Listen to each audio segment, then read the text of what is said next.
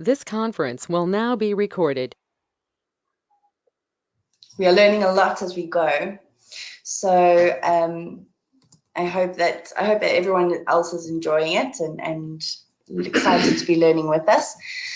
So as Ziwe said, I work as part of the AEN team working on the member consultation framework, the purpose of which is to really gain feedback from members about what's useful within the network and specifically also what should change. This is really part of the network's initiative or drive to be member-driven. And the membership consultation or the member consultation framework is a larger piece of work. It includes not only interviews with members, but also the annual member survey, which some of you might have had the misfortune of taking, is having been very, very long. And we also collect stories of change from within the network to really get a sense of how are the members engaging with the network and with each other through the network. So what I'm going to be presenting in a brief few minutes are 6 exciting things from the AEN survey. At least we here at the Secretariat thought they were exciting, and hopefully you will find them interesting too. We're going to be talking about 2 categories of findings. The first will be, how do members feel about the Africa Evidence Network? And the second category is going to be, what do members want to change? So the first thing that we found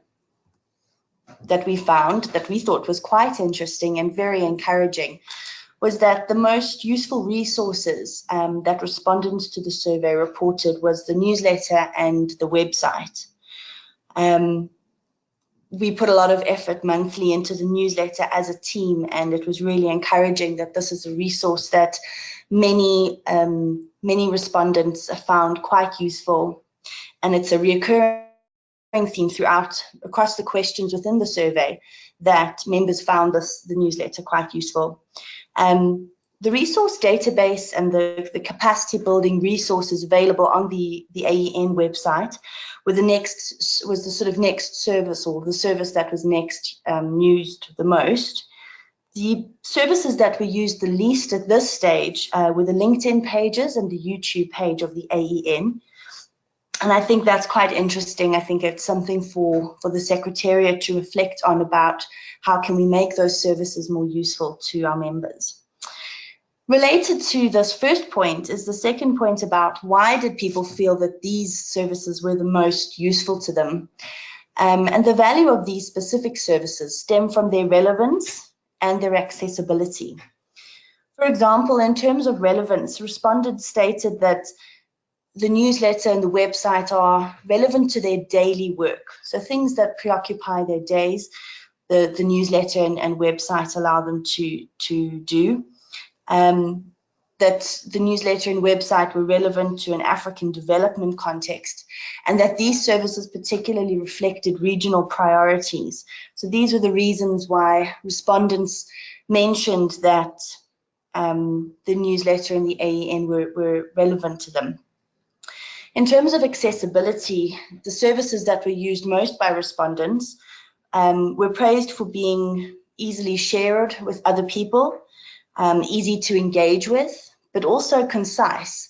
And I think that's a really important lesson for the AEN Secretariat, is that the conciseness of the services is what makes it very accessible to its members.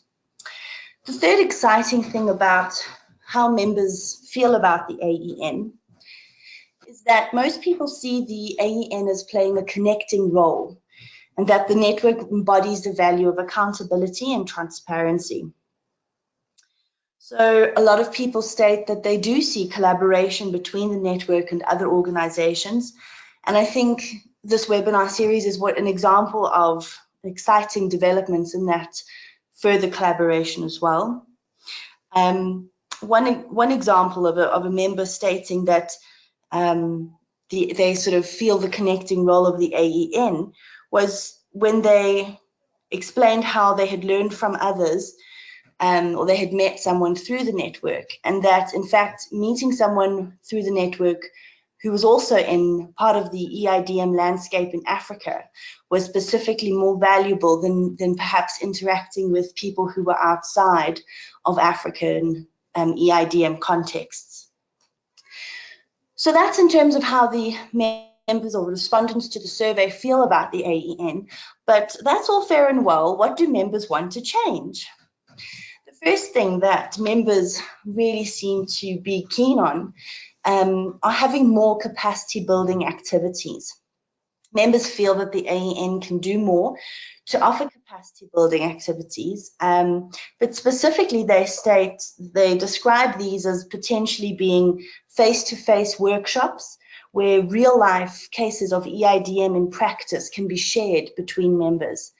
Again, I think it's an exciting opportunity for even members within the AEN and their organizations to spearhead these capacity building activities. The second aspect that members would want to change is that members want to be able to be more easily connected with one another as individuals or as organizations. Many of the respondents support the idea of an open access database of members, for example. The desire amongst respondents for increased connectivity is reflected also in members wanting to partner more with the Africa Evidence Network. The final element that we'll highlight here from the survey about what members want to change is the members want to see activities happening in African countries outside of South Africa. And I think that's where something like the geo-map is a really great tool, because it visually represents how many organizations are outside Africa, or rather outside South Africa, who can spearhead this work and take it forward. It's important for members to see this activity, and typically this comes across in two suggestions that emanate from the survey. The first is that members request or suggest translating AEN services and AEN resources into other non-English languages that are spoken in Africa, for example, French. But they also suggest rotating events, for example, the evidence conferences. So those are two sort of practical suggestions that members have offered to the Secretariat in terms of ensuring that events or activities are happening visibly in countries outside of South Africa. So to sum up my 10-minute slot, what do we do next? So all fair and well, what do we do next with all this information? So all the annual member survey and report will be shared with the reference group, which is made up of 14 AEN members who volunteered to be on the reference group. It will also be shared with the advisory group, and the input from these two groups, along with the actual findings from the survey, will feed into the implementation plan for 2019 that the AEN Secretariat will discuss. And the idea is that where possible, where feasible, that feedback from the members is actioned and really reflected in the change in a new AEN, or in the growing AEN. The final sort of thing to say is just that the report will also be publicly available to all AEN members via our website as well. So thank you so much for your time, and I hope that you found that as interesting as we did.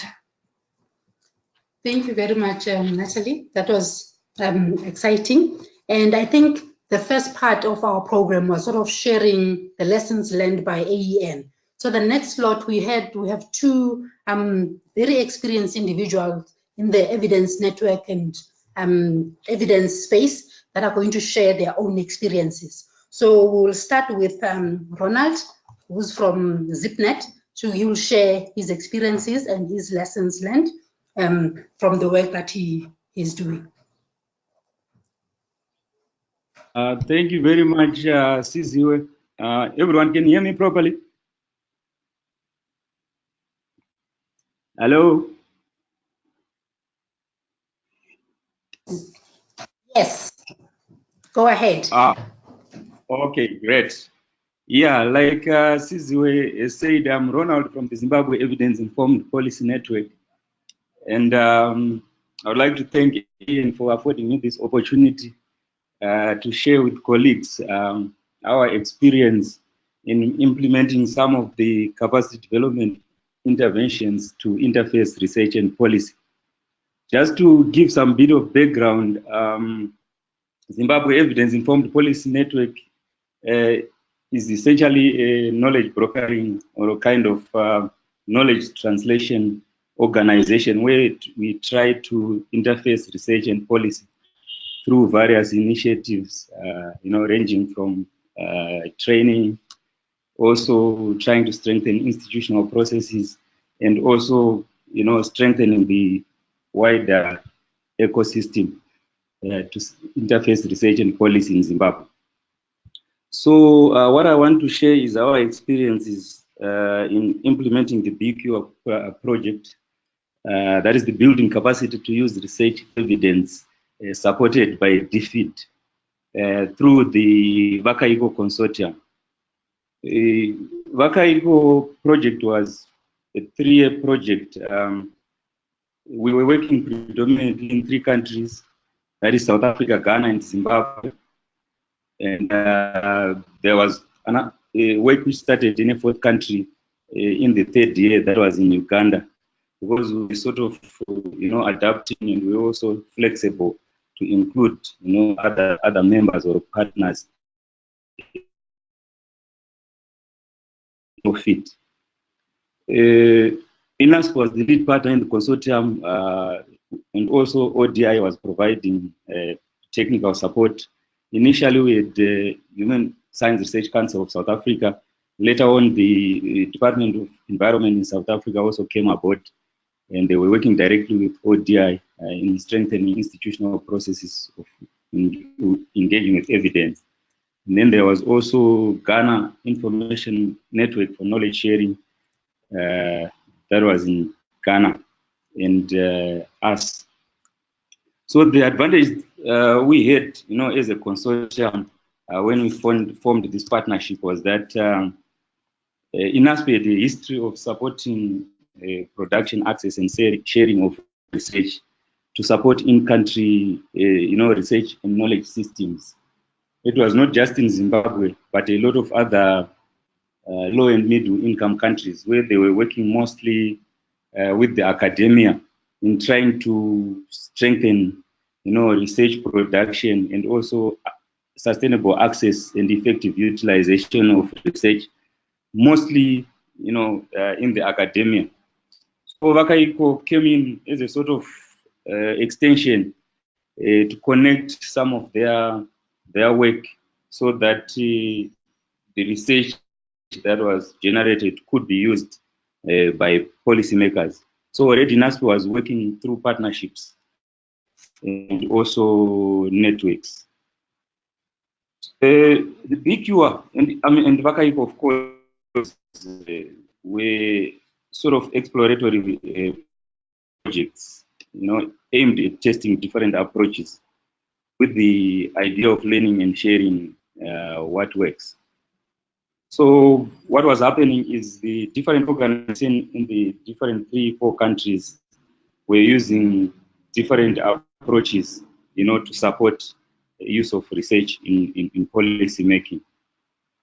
But generally, I would say we were focusing our capacity development at individual,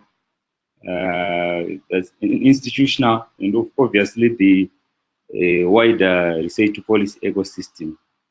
And this approach was based on about 3 premises, where the idea of working with local organizations so as to, respond to in-country demands for evidence use. And another premise was strengthening, institutions and systems that were already existing and not necessarily to create new systems.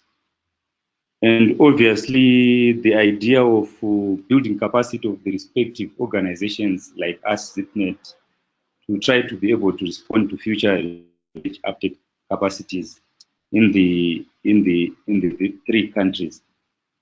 So I thought I would also share lessons learned, particularly regarding the role that is played by networks or partnerships like we had. We were looking at the consortium as implementing partners, and also some of the in-country partners that we're working with, for example, the policymakers themselves.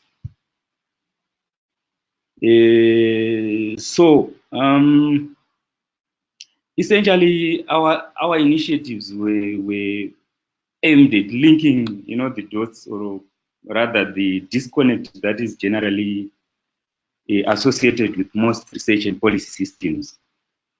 So, if you look at Wakaiko in all the three countries, including Zimbabwe, we were engaging with not necessarily all, but most components or parts of the research to policy system.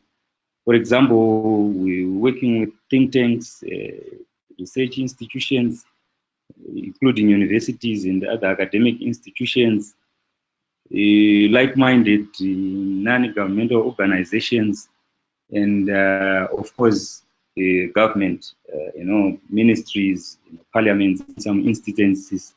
And for example, in Ghana, the institution that trains civil servants. So just to go over some of the, just to share some of the experience or lessons learned regarding the role of networks. Essentially, the idea behind the consortium allowed access to government institutions, and also enabled the creation of relationships between us, other research institutions, and other organizations who want to engage with government. Usually in difficult political contexts, for example, here in Zimbabwe, it's usually very difficult to gain access to government departments, especially when we are talking of international development partners or northern development partners, like INASPA was coming and ODI were coming from the UK. So it's usually very difficult to gain, for them to gain trust and work directly. So having an in-country partner like ZeipNET enabled them easier access, and also, the development of relationships to ensure that we could, support their use of evidence in policy making. And then a very big advantage of working in partnership through, networks, we were able to learn a lot from each other, sharing knowledge in terms of what works, what doesn't, from different contexts, and also from different individuals with different skill sets. One of the main benefits of the consortium model was, the potential transfer of knowledge across, organizations. And we did this through annual consortium meetings, where we could also rotate this year in Zimbabwe, another year in Ghana. And our lead and technical partners also did in-country visits, because as part of the capacity development, they were developing our capacity as in-country partners to be able to also deliver, to implement the project. And being a consortium also enabled us to replicate what we thought we might have worked, say in Ghana, try to adapt and transfer some of the approaches and skills and so forth. And then The consortium also gave us an opportunity to contextualize, some of the approaches. Us as in-country partners, we were also assisting in strengthening our UK-based partner organizations to understand, some of the political, economic, and social, cultural dynamics and so forth. So this also enabled them to,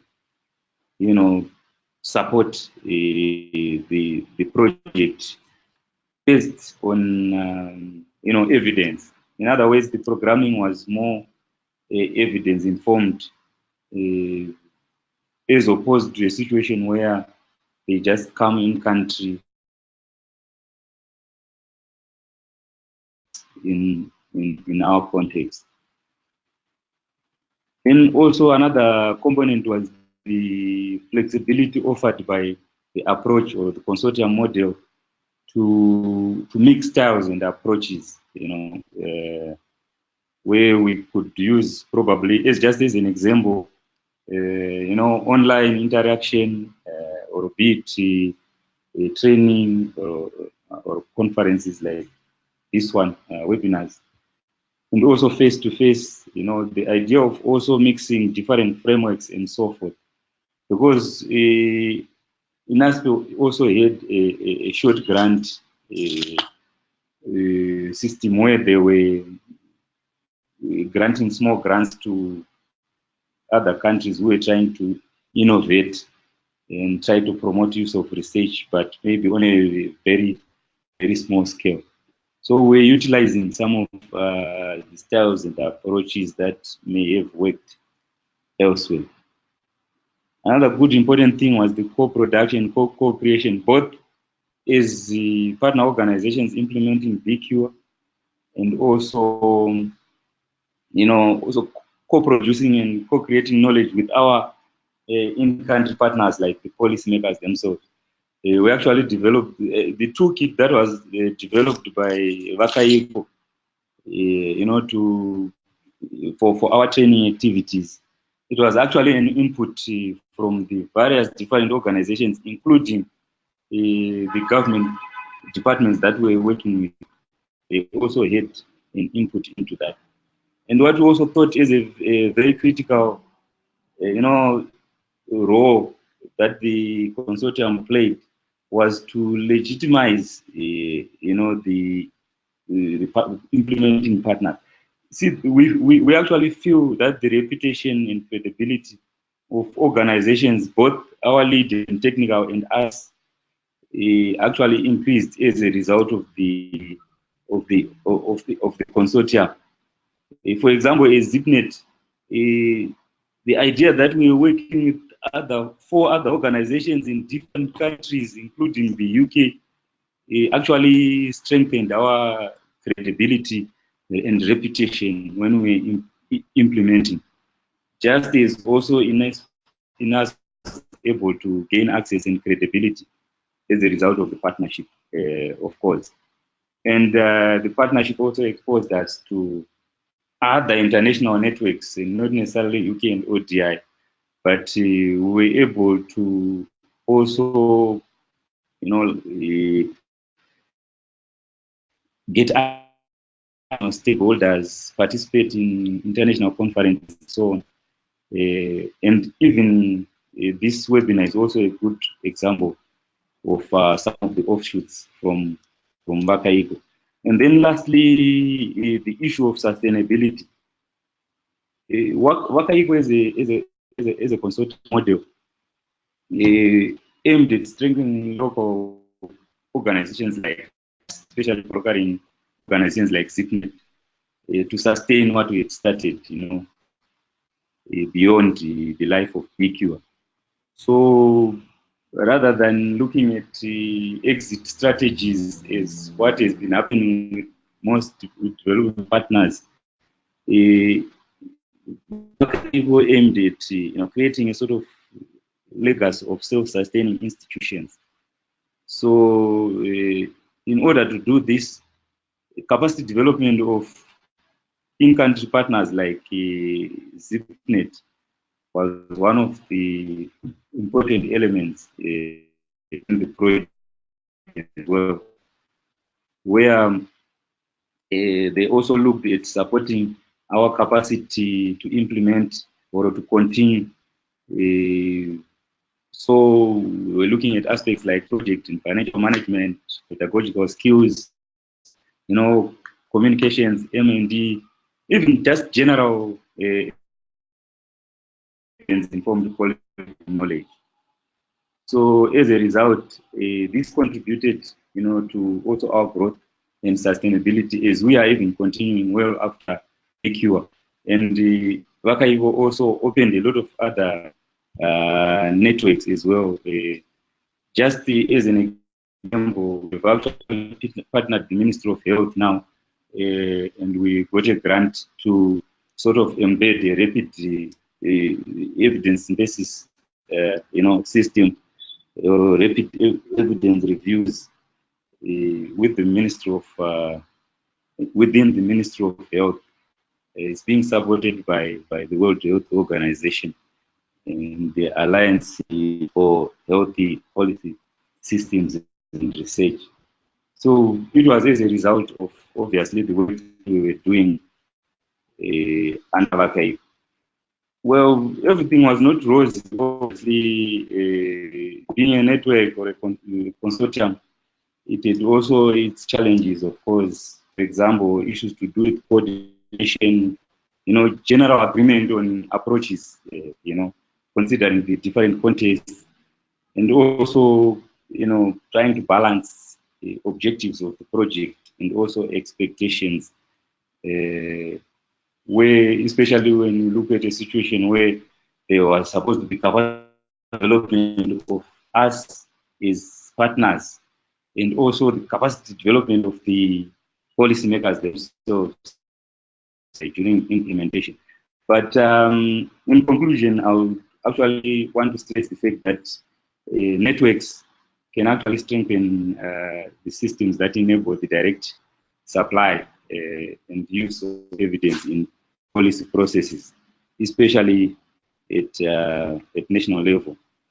And obviously, the success factors of Vakaivo, I think it was also a result of the kind of trust that we built as partners, and also the idea of having a safe, candid, reflective space, when we are implementing, and obviously effective leadership that was being obtained from INASP. Then, and also the flexibility that we had in terms of adapting and iteratively implementing, where we could be flexible to change what we would have planned to suit, developments as we implemented, and obviously effective communication as well. So I thought that that's the bit I wanted to share, and I'm sure my colleague can also be able to add his bit regarding his experience with Vakaivo.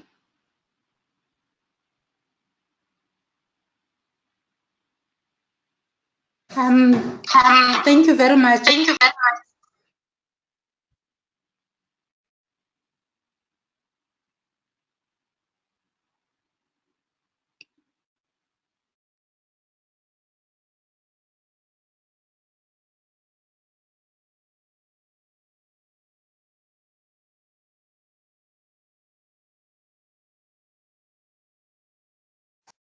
Thank you very much, Ronald, for your insightful presentation. We will take a presentation from Kirchuffs from PAX Africa, so that he can also share his learnings.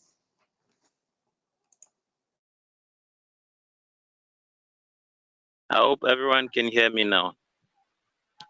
Okay, so I would want to say thank you to Ronald for the detailed discussion of the work that Vakaivo did.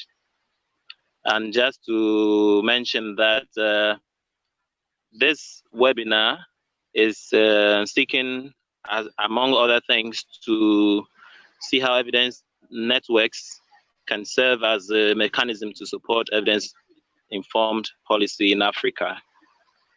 So let me start by indicating that from my view, the most basic value of evidence networks is one, it's an opportunity for capacity development of the different members within, and then secondly, it also helps to facilitate knowledge sharing amongst the different members. And when we talk of evidence networks, we can look at it from a clustering of the evidence producing organizations as an exclusive group of people, institutions or bodies. We can look at it also from the view of a group of evidence using organizations. But I think the AEN, for instance, opens up to all kinds of organizations, being a producer or a user or even an intermediary, like evidence brokers that ZeipNET and Pax Africa are. So let me touch a little bit on Vakaiko to add up to what Ronald mentioned. So at the very end of Vakaiko, we had an exchange program for the 3 parliaments that were part of the program. So it was between the Parliament of Ghana, the Parliament of Zimbabwe, and then the Parliament of Uganda. And in there, we had them meeting and working virtually. So it was a virtual interaction as well as a physical meeting to look at, share experiences from their different organizations and contexts. So one of the results from such an interaction was that the Parliament of Ghana, for instance, which did not have any form of evidence week celebration to sensitize people, had to start doing that because it was something that the Ugandan Parliament had started.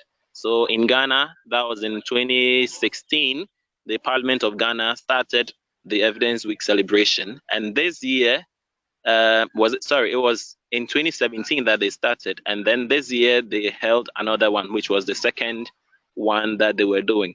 There are many other things that they learned as part of that their membership of that network.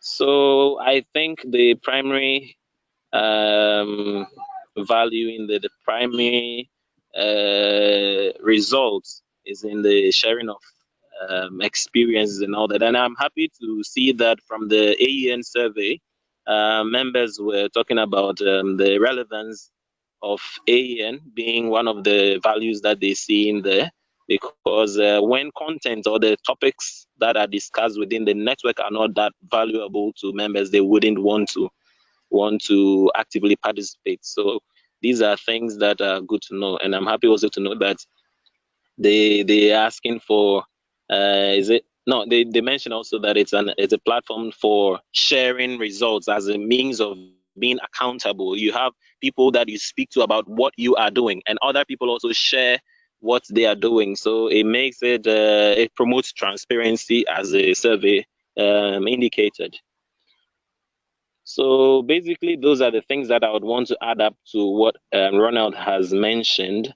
Only to say that we can also start working as a network, or other networks could also do that, as in building momentum to demand change within the sector. So this is something that we can do in country as partner agencies or partner institutions, and then also we can work that together as a consortium through the regional communities like ECOWAS, like SADC and COMESA. We can also work it out through the African Union. These are things that we can start working together as a body, as a continental body or as a regional body, to start building momentum for. Demanding change within our sector, And then there are things in some countries, for instance, like the freedom of information or the right to information bills, which are very useful for the kind of work that we do, but then have not been passed in some member countries like Ghana. These are things that we can start working through these regional and continental bodies to demand to enhance our work. So that is just one of the things that I would want us to consider going forward as a network. And also we can work towards building. I see the evidence networks as an opportunity also to build legitimacy and professionalism. We working together, learning from each other, we can start developing some standards to promote the quality of work that we do, and then share the general lessons from these from each member country and member institution, so that we all collectively can identify as members of the network, promoting the use of evidence. And finally, I think the network or evidence networks also help to attract funding, because through the work of Vakaiko, for instance, we had the opportunity to make through our communication mediums and platforms, lots of people got to know about the individual members of the of the consortium. So ZeipNET wouldn't have been known from Zimbabwe. Gangs wouldn't have been known at the time I was with Gangs. Now I am with Pax Africa. So all these individual countries, institutions wouldn't have been much known if we were operating individually. But through the consortium, we get known out there, and through this we are able to go out individually or even collectively to secure funding for some of our activities. So I believe that this is something that AEN could work on to improve that visibility, and then help secure funding, at least to work with the sustenance of the network to promote the kind of work that we're doing. And I'm sure that it's something that will go a long way to help all of us. Thank you very much for now.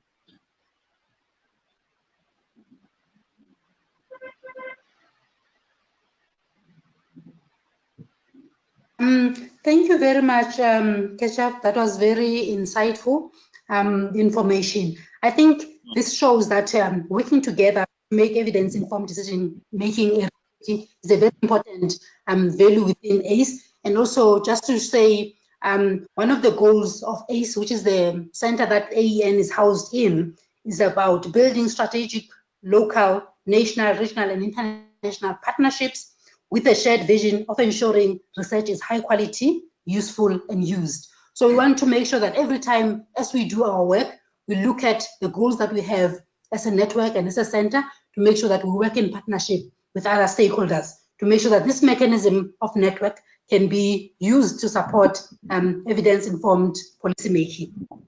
And the last point in the agenda was to open for discussions. So what we will do, people can type in the questions that they have, or you can unmute yourself. But if several people unmute themselves at the same time, we'll choose one, and then you'll be next after the other person, so that we try and minimize the noise from our side and your side. So we are opening now for open discussions.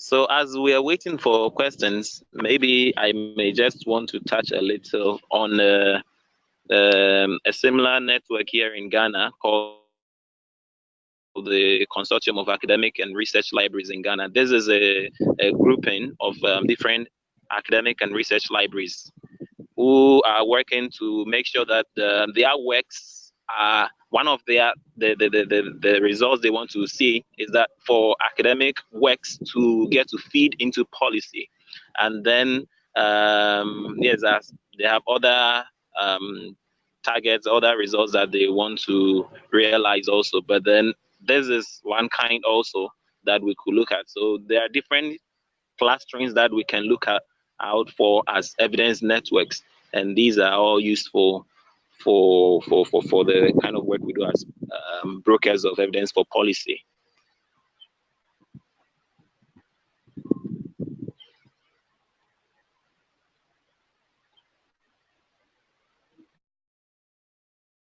Thank you very much for your input. We have one question that says, do AEN offer internships?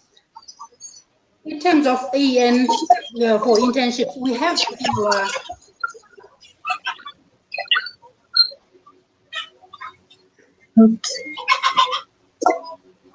we have that in our implementation plan to explore internship programs. So the planning of that particular program will start in September, because we'll explore and say, what is the best way of doing that program? What are the best practices around it?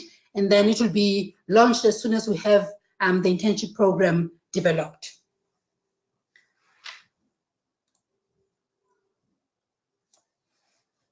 Thank you very much for that question. We don't have any other question. Are there any questions? If you want to contribute anything to the discussion yourself, so that you can share your thoughts. Okay, I see Karina is unmuted. Thank Karina, you. please. Thank you, Sisiwe. I was wondering, from the experience of our last two presenters, whether they have any suggestions about how, kind of what model does one base networking on? Because I think there's various kind of theories that inform of how you can collaborate and share. I think from my own experience, the AEN so far has been much more of a loose, informal network with possibilities for people to connect in various ways. But I'm wondering from the experience, what other models are there, whether it's something like communities of practice in more narrow areas, or in particular methodologies, or other kind of models that one can explore of how to strengthen this idea of collaborating and capacity sharing. Thank you. Okay, so maybe I should start on that. So talking about different modules, apart from communities of practice, like you mentioned, I mentioned this instance of libraries also working together to promote their access to resources at a very reduced rate, and then they share amongst their members as a consortium. We can also look at the possibility in Ghana, and I believe in most other countries, we have what we call the technical working groups for most sectors or on thematic issues, where we have policymakers, we have think tanks, CSOs, we have research institutions coming together to discuss specific issues on policy, and then sharing evidence, and where evidence is lacking, they can jointly, as in commission some specific research to be done to fill that gap. So that's another module we could look at.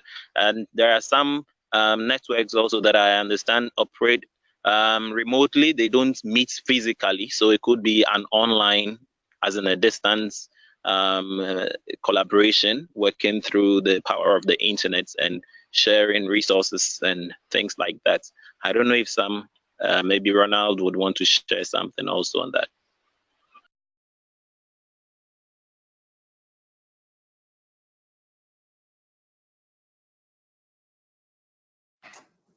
Ronald, okay, thank you very much.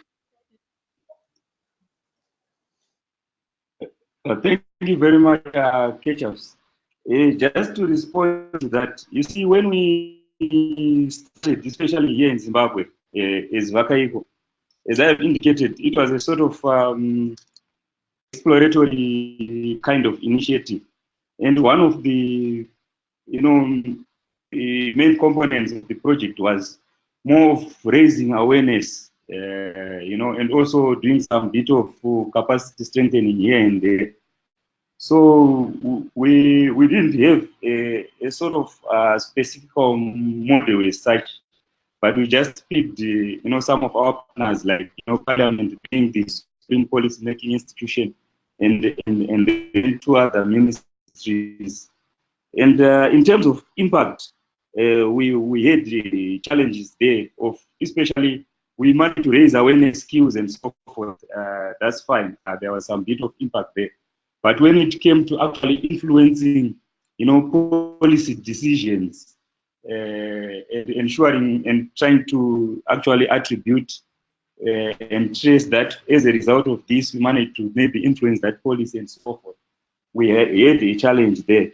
So in this retrospect, we've actually realized that we actually have to sort of focus and use models or frameworks that will actually allow us to focus even on a policy-specific issue, and then partner institutions, be they, on the demand side, policymakers themselves, or the production side, obviously playing the kind of translational or brokering role. So what we've done is in trying to ensure that we have a more focused, more impactful kind of network. For example, the current partnership that we have, we're actually working directly with the Ministry of Health, and we actually have a person who is the principal in the monitoring and evaluation department, which is part of the policy planning and development. We actually partnered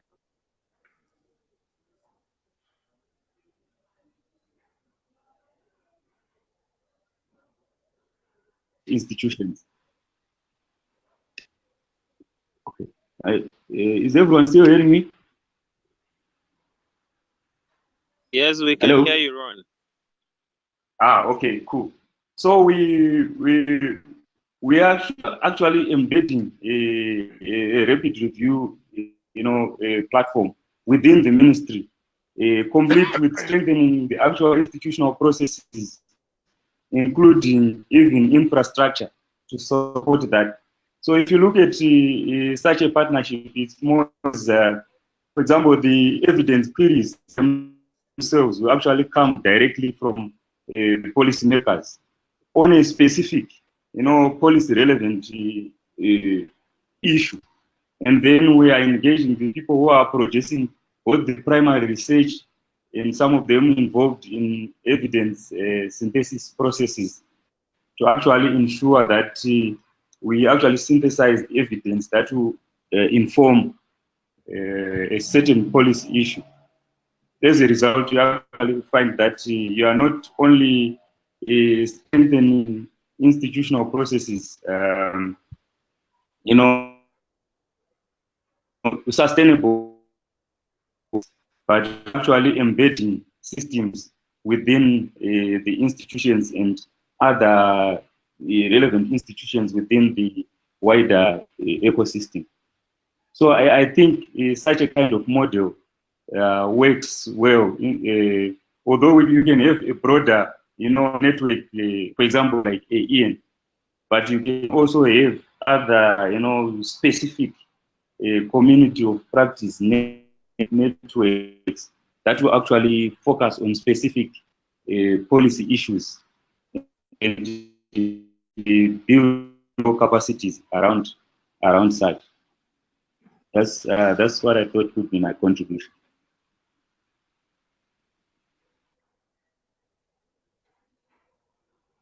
Thank you very much, Ronald. Just to wrap up, we have 2 last questions. One question is from Zilani for Promise, and then the other question is from Eda for Ronald. So we'll give that opportunity for those, and then we'll wrap up. Okay, thank you very much, Ziwe. So the question from Zilani reads, in the process of the networks, are there any visible changes in the policy making that relates to inequality poverty alleviation, specifically directed at the geo-map initiative? I think that's a very good question that you posed there, Tekani. So in my response, the first thing that I'll do is that I'll say is, so this map, what it basically shows is, it just visualizes, right, the organizations that are promoting EIPM in Africa. Right? So that's the first thing that I would say. And then in terms of the visible changes that are there, initially I said this is a very good question because I think it also contributes to and also gives us an idea of what we can sort of further do with this map in terms of the findings that we currently have. So we need also to appreciate one thing that we can also one thing that comes out from this map is that we need to promote the networking of these organizations that we have identified. So within those networks, then we can drive towards reducing inequality, poverty, alleviation, and all that. So I think the next step that we can do as an organization is sort of increase that collaboration, or perhaps contact this organization and see and understand what visible changes that they've seen happening across Africa within their context, particularly in relation to the networks that they have developed and the ones that will be further developed from then onwards. Thank you very much, Promise. Ronald, the question for you is, what challenges did you face when you were working with the consortium? For example, organizational culture, time, and availability. That question is from Eda.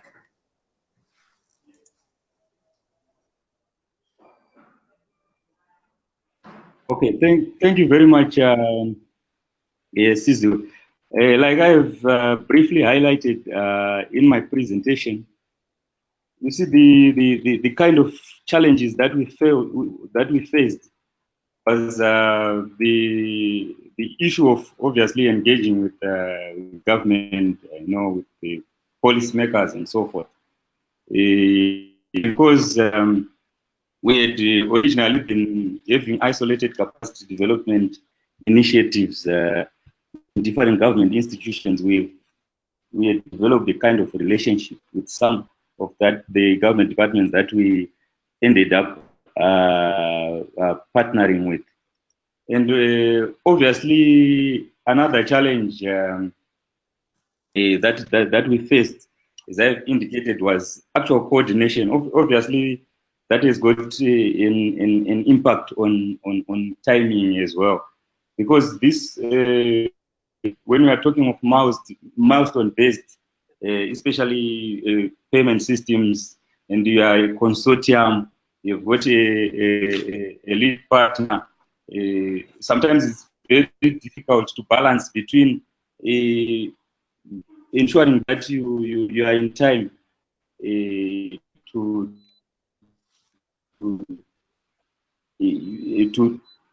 are in time to ensure that the milestone is reached, but at the same time, sometimes it also compromises, the quality in terms of the planning process, and to ensure that you actually carried out the activities properly.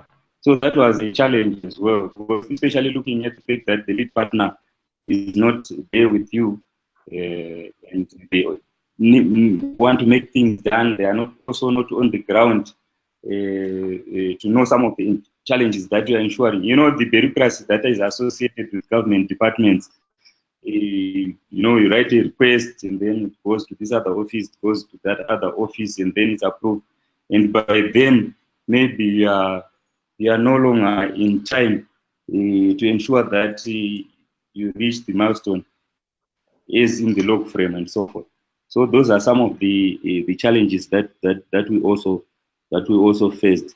But probably just to add to that bit, one of the ways in which we could go around some of the challenges, not all, of course, that we faced in terms of coordination, agreeing, ensuring milestones are met, and so on.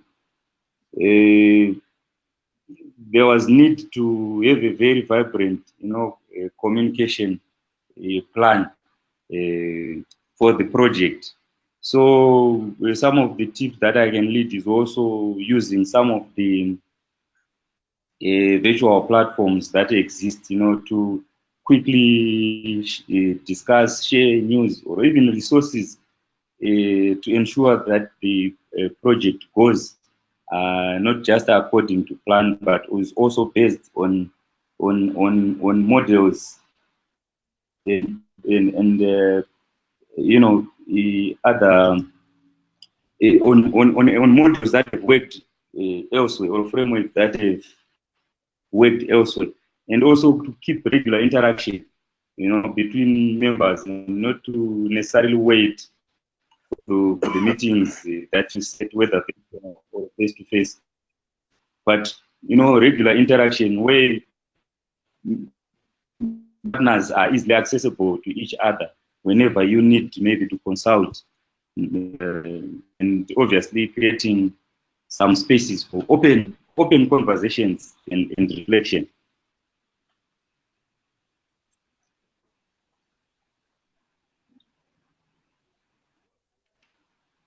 I hope